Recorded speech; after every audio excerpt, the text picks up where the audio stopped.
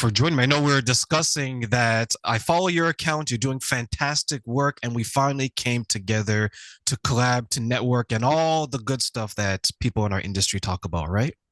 Yeah, that's right. Absolutely. I'm super excited that we finally get a face to an account. Let's say it that way. I know, right? Gone are the days where we actually put our own face instead of our company logos and stuff like that, right? Right. Right.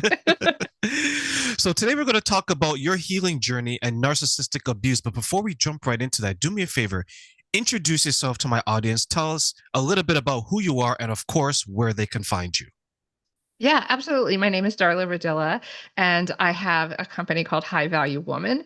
And I just have a passion for helping other women because as I went through my own trauma and narcissistic abuse recovery, I realized not only did I have a lot to work on and have been doing that for about 12 years, but I also realized that I was the common denominator in all my dysfunctional relationships.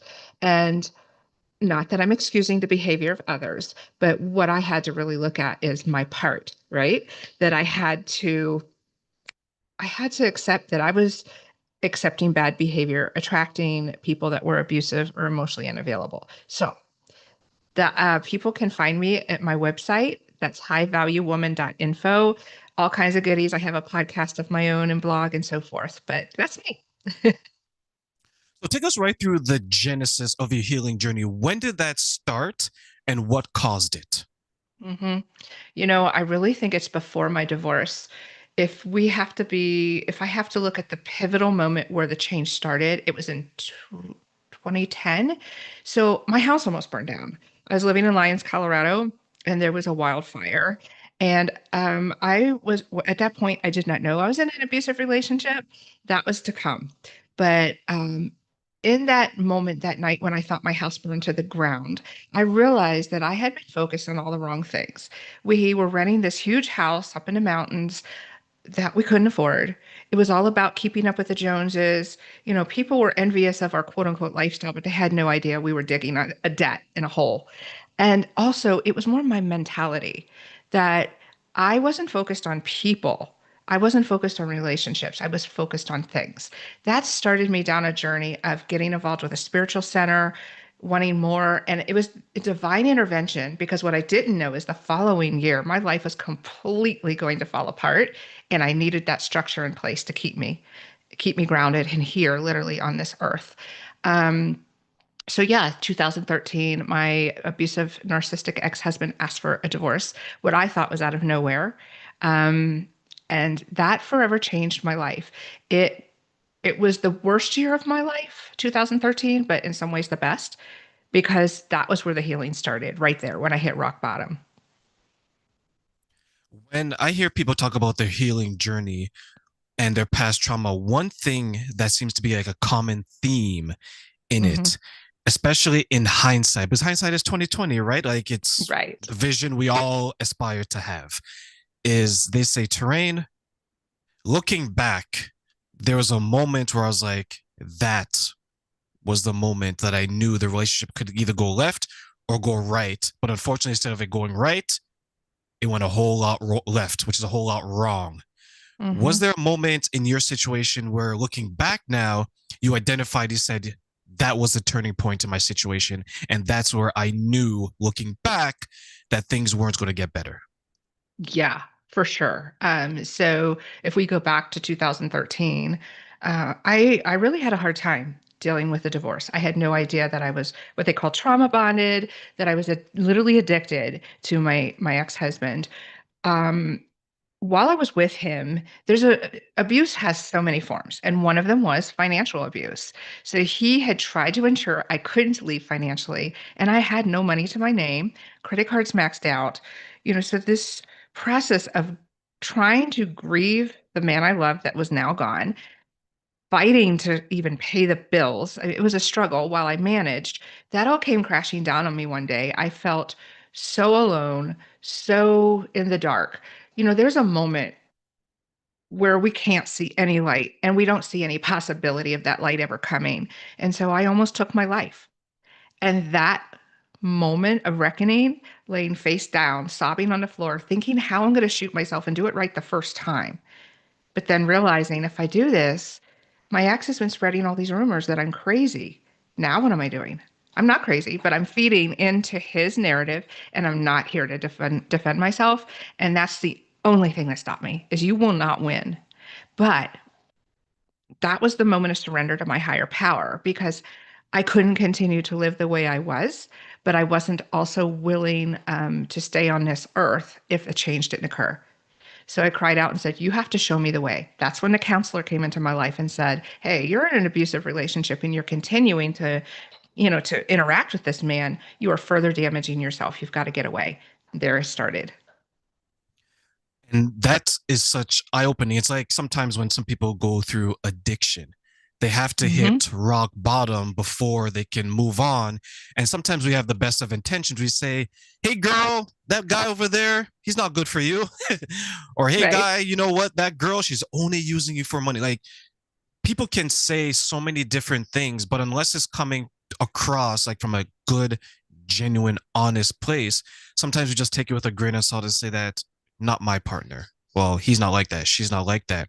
Hmm. Because we try to validate the bad behavior. We try to understand it. Well, if I love him a little bit more, he'll change. If I care for Right. her and show her, she'll change. Did you have these types of conversations in your mind, thinking or saying, if I just did this and this, I will get the type of relationship I love, and then everything will be perfect? Yes, I did. And not just with him, but with a lot of my relationships. So first of all, I was codependent, empath, wanted to help people, save people. Not only did I want to be saved, but I also wanted to save others. So many times it ran through my head that I overreacted. I did something wrong. I just need to stick it out. This can get better. This isn't as bad as I thought it was. Oh, yeah. And then I had a pattern of getting involved with what I call personal development projects where I can fix him. I know how to fix him instead of just accepting people for who they are and making a decision whether or not I want to stay.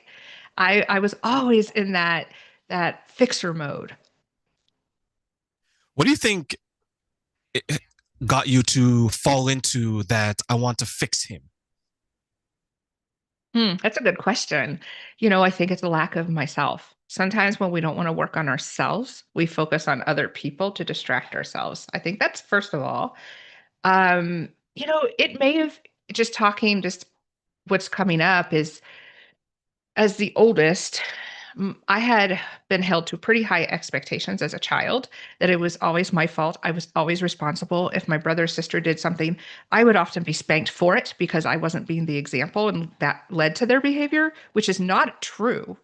So that probably set a narrative in my head that I'm responsible for others. And that's what I hear quite a bit, where the childhood experiences, especially from someone who is yearning, just say that I did a good job. Just tell Hmm. me I'm being successful. Just tell me I'm a good kid, right? They don't Hmm. hear it at home. And then so many men and women, what they do is once they go out into the world as adults, there's that narcissist that comes along and says, "Darla, you look nice today. You're such a lovely young lady." Or, "Terrain, you know what? You're a handsome gentleman." And this is the first time you're hearing the words that you Hmm. always wanted to hear. So what Yeah. happens? You begin to drift to that person. And then as Yeah. soon as they got you, the mask falls off, as they say. And then here comes the abuse. Here comes the controlling. Here comes the manipulation. Here comes the gaslighting. Here comes the manipulation or the creation of reality. And you're looking at yourself, you're like, how the hell did I get caught up in this? Right. Hmm. And one question I want to ask you then is, looking back on what you've experienced, was there any indication of the type of person you were back then that you can say, okay, I can see why I attracted this type of man? Hmm. So many. I've even had these realizations as recently as last year, because this is an ongoing process. So definitely, I didn't have a good relationship with my father, first of all. I suspect was bipolar. So there was a hypervigilance of never knowing what version of dad is going to show up today. And because I didn't have that healthy father-daughter relationship as an adult, I sought it out in romantic relationships.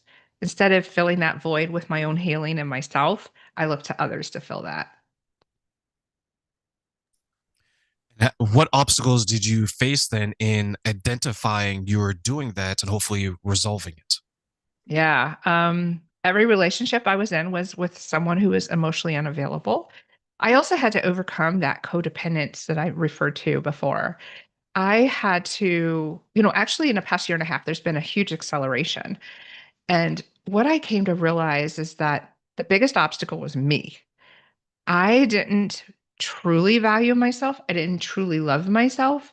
And I'm not talking about the Pollyanna, speak the affirmation in the mirror crap.